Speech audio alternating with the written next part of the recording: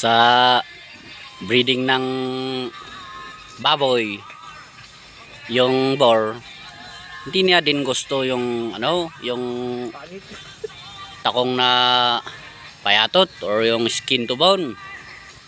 Mas pinipili din niya yung mas mataba. Tingnan niyo. Lahat ng mga yan mamaya naglalandi.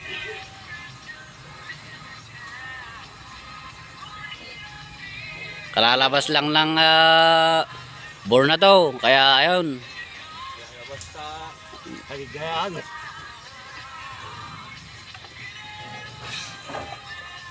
At saka nagsasabay din na maglandi yung lahat ng mga baboy na yan.